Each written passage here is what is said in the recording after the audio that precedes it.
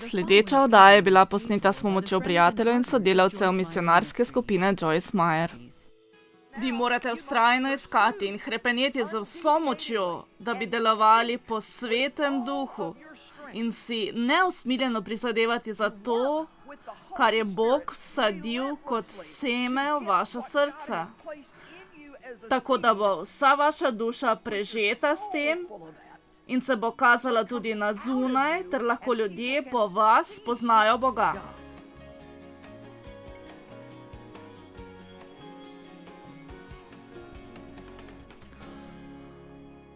Koliko izmed vas hoče biti kot Jezus?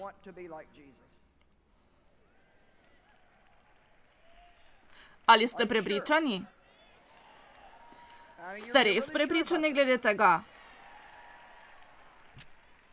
Dobro, še enkrat vas bom vprašala, če ste gotovi. Prav, poglejmo odlomek in mi boste potem povedali, če ste še vedno tako prepričani. Janezov evangelij 5:30, ki je čudovito besedilo v razširjeni razlagi. Jaz sam od sebe ne morem ničesar storiti, to govori Jezus. Sam od sebe ne morem ničesar storiti, neodvisno od strinjanja z očetom, ampak samo tako, kot me Bog Oče podoči in mi daje ukaze. Kakor slišim, sodim in odločam, kot mi je ukazano. Odločitev napravim, ko pride glas. In moja sodba je pravična, ker ne iščem svoje volje. Nobene želje nima, da bi Jezus ugajal sebi, svojemu cilju ali namenu, ampak samo, da izpolni očetovo voljo. Voljo tistega, ki me je poslal. Wow. Sedaj boste morali to prebrati 20krat, preden boste začeli dojemati.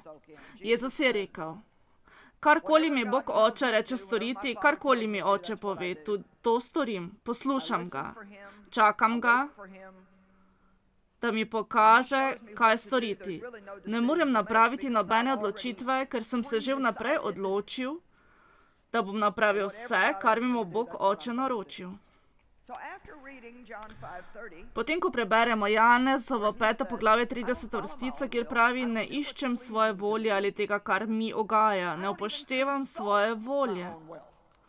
Ko slišim Boga Očeta, da mi nekaj naroča, se niti ne sprašujem, kaj si mislim o tem, ali hočem ali ne. To je že odločeno. Jezus je rekel, da je že odločena stvar, popolnoma odločena. Karkoli Bog Oče pravi, in jaz vem, kaj pravi Bog, potem tukaj ni več kaj odločati. Naj vas sedaj ponovno vprašam, ko ste to slišali, koliko izmed vas res hoče biti podobno Jezusu? Prav.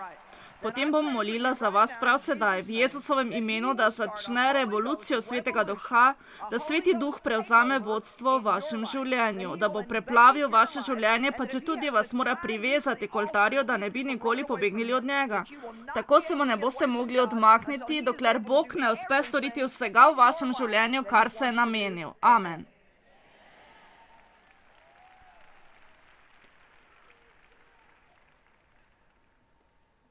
Prvo Petrovo pismo, 1. poglavje, 2. vrstica pravi: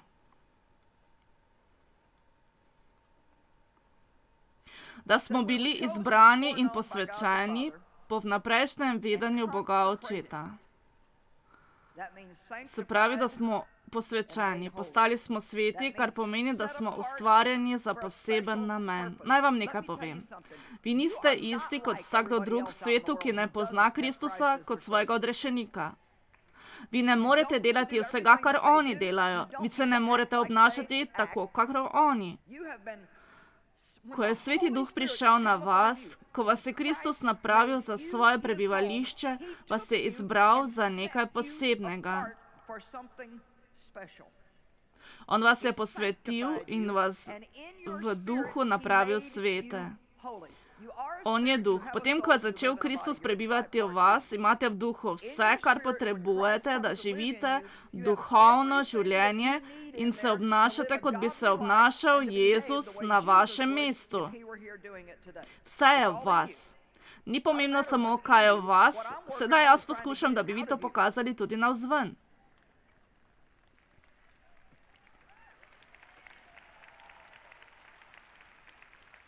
Pismo Filipljanom 2:12. Prizadevajte si za odrešenje, kar ne pomeni, da delate za odrešenje. Mi vemo, da smo odrešeni po milosti in samo po milosti.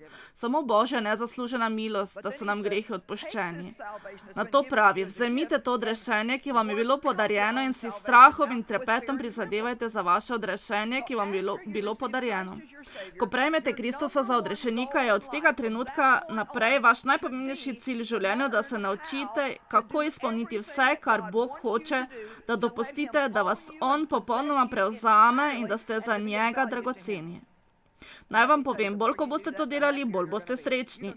Če boste vse svoje življenje predali Bogu, boste postali tako srečni, da bodo drugi ljudje mislili, da se vam meša. Naša osredotočenost nase nas naredi nesrečne. Kaj pomeni, da smo posvečeni? Beseda v grščini pomeni oddelitev ali ločenost za Boga. Vsakdo naj reče, pripadam Bogu. Mislite o tem. Vi pripadate Bogu. Kolikim je to všeč, ne vem. Uporabila bom primer. To je moj kozarec na poti, ko potujem. To je kozarec za Joyce. Nihče drug ne pije iz tega kozarca. Ne uporablja se za kavo, niti z njim ne zalivajo rastlin. To je moj kozarec. Ta kozarec je postavljen na stran in posvečen za posebno uporabo. V redu. Sedaj vsi veste, o čem govorim. Vi posedujete nekatere stvari, ki jih uporabljate za poseben namen. Nočete, da bi se vaši otroci igrali s tem? To je za to in ni za tisto. To je za to. Dobro, na tak način. Bog vas je prihranil za poseben namen. Mi vsi smo tujci na tem svetu in potujemo. To ni naš dom. Mi ne bomo stanovali vedno tukaj in bili zakoreninjeni v svetu. Mi smo na poti proti nečemu večjemu in medtem, ko smo na poti, moramo zbrati celo vrsto ljudi in vzeti s seboj.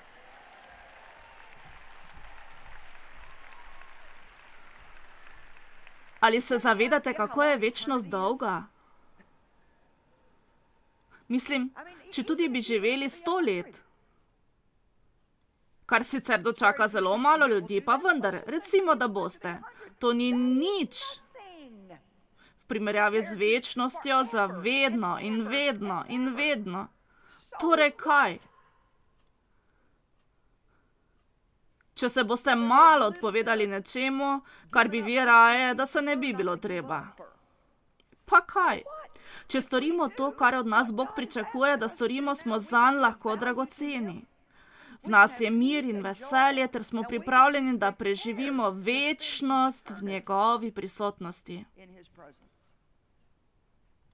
Ne živite samo svojega življenja tako, kot da je to vse, kar imate. Vi boste živeli večno. Vi ste bitja za večnost.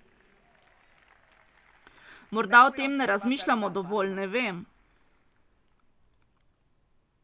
Pripravite se za poseben namen in naučite živeti življenje, kot se spodobi za tiste, ki so za to namenjeni. Torej, ločenost od hudobnih stvari in hudobnih poti. To je mogoče samo osebam po veri v Jezusa Kristusa. Za nas vernike je to Božja volja. Bog nas uči po svoji besedi. Rada imam ta del. Mi, verniki, pa moramo z vso resnostjo in brez stranpoti slediti tej Božji besedi. Tako postanemo sveti. Sad duha je v meni, v tebi, v vsakem verniku. Vsakem verniku, ki nas gleda po televiziji, če ste sprejeli Kristusa za svojega odrešenika, ste postali sveti. Vi ste sveti v duhu, vi ste sveti, posvečeni in polni sadov svetega duha. Imate ljubezen, veselje, mir, potrpežljivost, dobroto, prijaznost. Sprašujete me, kje pa je to? Vse to je v vas. Najgloblja plast vašega bistva. Vidite, Bog nas mora očistiti od znotraj, preden pride in živi z nami, kajti on ne vstopa tja, kjer ni svetosti. Koliko izmed vas to razume? Bog in greh ne gresta z roko v roki. Če bo on živel v našem duhu, mora počistiti prostor in napraviti pravo mesto za sebe. Koliko izmed vas veruje, da Bog živi v vas? Prav, torej ste sveti od znotraj, notranjosti. Vendar si morate prizadevati z vso močjo in brez stranpoti za sodelovanje s Svetim Duhom. In nepopustljivo hrepeneti in se prizadevati za to, kar je Bog vsadil v vas kot seme. Vaša duša bo povsem prežeta in se bo pokazalo tudi na zunaj, tako da bodo ljudje lahko spoznali Boga.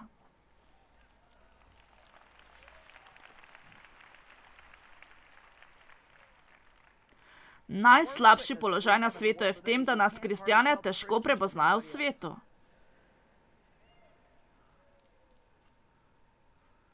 Mi ne smemo misliti, da nas bodo ljudje prepoznali, ker imamo nalepko ribice na avtomobilu ali križ okrog vratu. Jaz ne polagam niti malo pozornosti na to. Naše obnašanje mora biti drugačno. Sadovi Svetega Duha in ljubezen. S poslušnostjo Svetemu Duhu s časoma korak za korakom izgrajujemo svojo svetost. Tega si nisem sama izmislila, ampak je to iz grškega slovarja, razlaga grške besede. Zelo pomembno je, da se zavzamemo za pokorščino. Bog ne živi, da bi nam služil, ampak mi živimo, da bi njemu služili. Samo malo se bom tu ustavila. Bog vas ljubi, on hoče, da ste blagoslovljeni. Sveto pismo pravi, če se veselite v Bogu, vam bo on dal želje vašega srca. On hoče, da bi imeli lepe stvari. On hoče, da ste glava in rep, da ste zgoraj in spodaj, da posojate mnogim in vam ni treba si nikoli sposoditi. Na vas, kar položite svojo roko, bi moralo uspevati in biti uspešno. On hoče biti naklonjen vsakemu, ampak to še ni vse. To še ni vse, kaj si on želi. On nas želi pokorne, osredotočene nanj, predane, tako da smo vsak dan svojega življenja pripravljeni zanj storiti vse. Mi ne moremo živeti na tak način, da Boga vodimo tja, kamor mi želimo.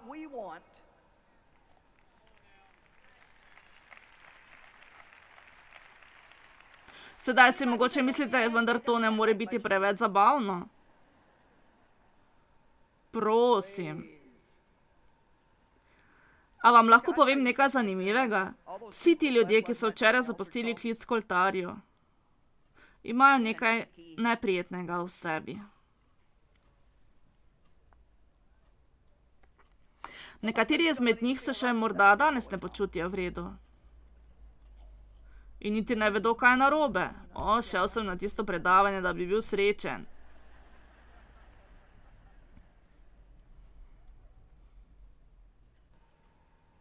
Ko prisluhnemo Bogu, je v nas veselje. V notranjosti je veselje, ki ga ne morete pridobiti od česa drugega. Nikjer drugje ga ne morete dobiti. Za nekaj sekund lahko zadovoljimo svoje meso za ceno, da je naš duh v bedi. Lahko pa pustimo naše meso v nezadovoljstvo za nekaj časa, medtem ko je naš duh svoboden in poln veselja ter miru. Vi se morate odločiti, kaj je za vas bolj pomembno. Napotimo se nazaj k 1. Petrovemu pismu 1:2 in si poglejmo, če sem vse prebrala.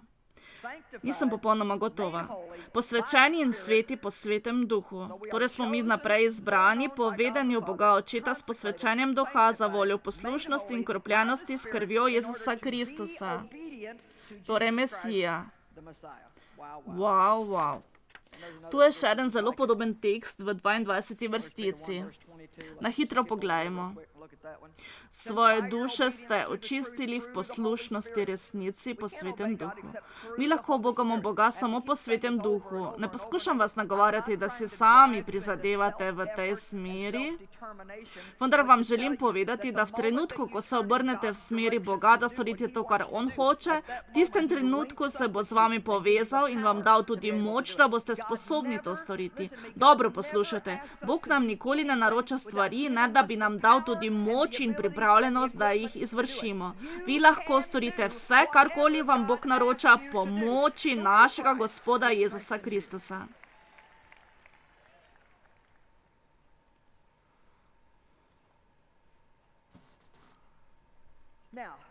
Sedaj bom šla na globoko. Videli bomo, kako ste zares duhovni, vi tukaj v dvorani.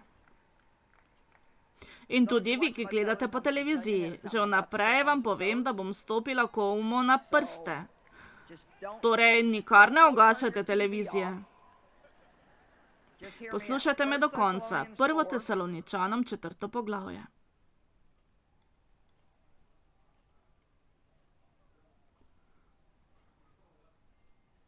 Prebrali bomo prve 4 vrstice in jih bom komentirala.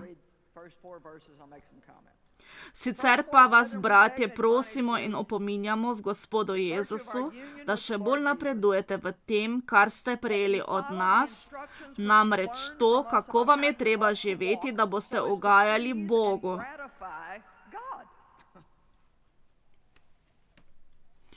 To tudi delate, vendar da bi to počeli bolj in bolj zavzeto, tako da bi si pridobili še večjo odličnost v svojem življenju.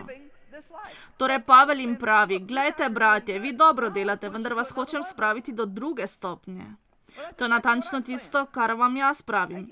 Vi niste cel kup duhovne nesnage, drugače ne bi prišli v soboto zjutraj, da bi me poslušali na tem predavanju, če vam ne bi bilo mar za Boga. Nekateri izmed vas verjetno hodijo z veliko pokorščine v svojem življenju, razen seveda tistega, ki je včeraj odšel. Nekateri izmed vas ste se danes vrnili in zares nočem raniti vaših čustev.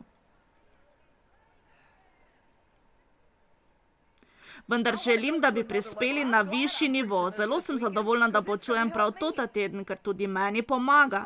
Tako sem vesela, da me je Bog poklical, da vam predavam, ker moram študirati, da to opravljam in pomaga, da sem ves čas z Božjo besedo. To je moja obramba. Vrnimo se k naslednjim vrsticam. Saj veste, kakšna navodila smo vam dali po Gospodu Jezusu, po njegovi avtoriteti in navdihu. To je Božja volja, vaše posvečenje, da se vzdržite nečistovanja. Torej se morate izogibati spolnemu razvratu. Sedaj bomo za trenutek govorili o spolnosti.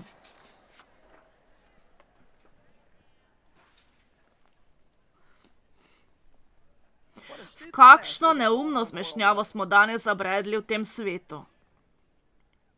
Da se izogibamo spolnemu razvratu pomeni mnogo stvari. Spolnost bi naj bila lepa, sveta in čista. Jaz pa vam povem, da to, kar hudič skuša narediti z njo, je popolnoma patetično. Velikokrat imamo opravka s pornografijo, mislim, da težko dobimo kakšno revijo domov. Ko na primer poskušam kupiti pižamo, je kar polovica ljudi golih na slikah. Toliko ljudi živi danes skupaj, preden se poročijo. Oni si mislijo, da to ni noben problem. To tudi opravičujejo. Bova videla, če bo delovalo, preden se poročiva. No, na koncu koncev je to samo kos papirja. Naj vam nekaj povem, poroka naj bi bila veliko več kot le kos papirja. Je globoka izročitev. In verjetno bi morali vedeti o drugi osebi veliko več, preden podpišemo končno izjavo. To bi rešilo nekatere probleme. Nekateri se poročijo in niti ne vedo, kako druga oseba čuti glede denarja ali otrok. Vse sloni le na zaljubljenosti, na čustvih in kar naenkrat se poročita. Vzemite si čas za stvari, ne bodite v takšni naglici. Zelo redki ljudje nimajo spolnih odnosov, preden se poročijo. Veste kaj? Da sem čisto odkrita. Tukaj bi še nekaj dodala. Jaz opravljam to službo, ker verjamem, da Bog tako hoče. Nekdo mora spregovoriti in reči: to ni po volji Boga. Mi zato trpimo. Ni to, da nas je Bog zapustil. Da, lahko vam je odpuščeno. Vendar, ko enkrat vemo, kaj je prav storiti in še naprej vztrajamo v napačnem, potem je nekaj narobe. Namreč, če kdo misli, da lahko še naprej opravlja to, za kar ve, da je narobe. Kajti tako in tako je Božja milost in Bog razume. Bog ne razume, da je to 21. stoletje in je vse v redu, ker vsak tako dela. Mi nismo kakor vsi drugi. Mi smo posvečeni, izbrani in dodeljeni za poseben namen.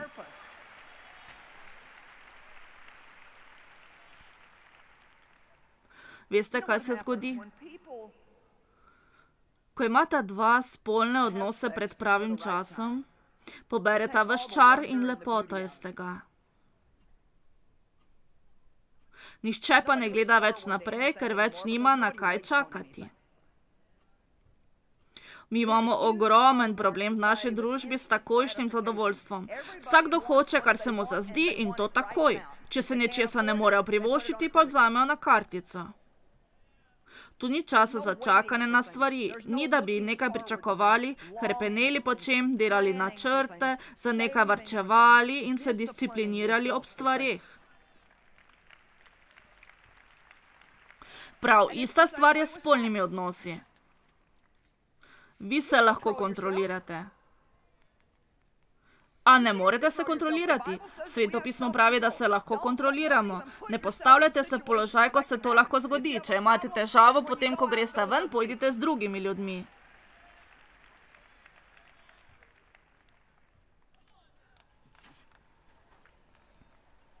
Veste kaj? Že vem. In ni mi treba povedati, koliko ljudi je prav sedaj ugasnilo televizijo. Mogoče boste izgledali nekoliko nespametni, če se boste sedaj vstali in šli, kajti potem si bo vsakdo mislil, tako. Tako je po vsej verjetnosti, da bom obdržala to skupino vsaj še nekaj časa. Tega ne počnem, ker hočem biti nepriljubljena. Poskušam vam pomagati in vas poskušam pripraviti do točke, ko bo naše življenje slavilo Boga in da se zavedamo, da ne moremo biti kot vsakdo drug. Saj tega Bog noče od nas. Ko sem šla po opravkih, sem govorila z nekim mladim fantom. Že prej sem ga poznala, saj sva se pogovarjala o Svetem pismu. Bil je zaročen. Ampak nisem vedela, da živi s svojo punco. Vendar sem ga vprašala, če živita skupaj. Seveda sem ugotovila, da živita skupaj. Tako veste, midva sva govorila o Svetem pismu in on živi s svojo punco. Hodi na svetopisemski tečaj, vendar živi skupaj s punco, na koruzi. In jaz vam lahko zagotovim, da ne spita v ločenih posteljah. Tako se je nekaj mesecev pozneje poročil in sem ga vprašala, kako je poročeno življenje. In je rekel, zares ni nobene razlike kot prej. Nič čudovitega, ni presenetljivo, nič lepega in vse je brez pomena, ker nihče na nič več ne čaka. Ni bilo niti kaj posebnega. Niti nič posebnega. Prejšnji teden sem z doktorjem Zakarijasom Ravijem snemala televizijski program. On je izpostavil eno izmed 4 stvari, ki jih ljudje potrebujejo, da bi bili duhovni, in to je čudenje. Moramo počakati s trenutnim zadovoljstvom in počakati moramo na stvari. Delovati moramo po načinu, kot počne Bog. Veste, nekateri televizijski prenosi so tako neumni, da sploh ne morem verjeti. Ne morem niti govoriti o tem, kako so nekateri programi neumni. Nehajmo se poučevati o tem svetu in postanimo dovolj sveti, da lahko mi njih poučujemo.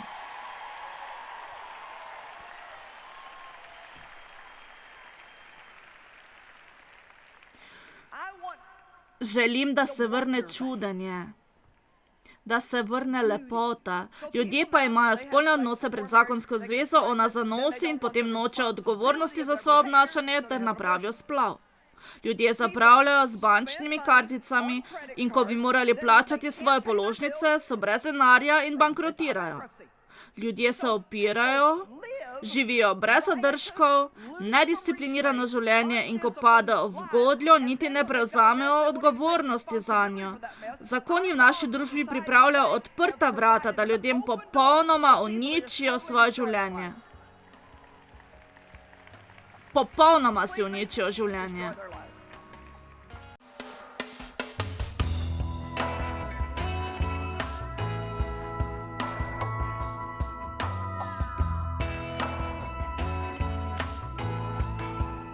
The proceeding was paid for by the friends and partners of Joyce Meyer Ministries.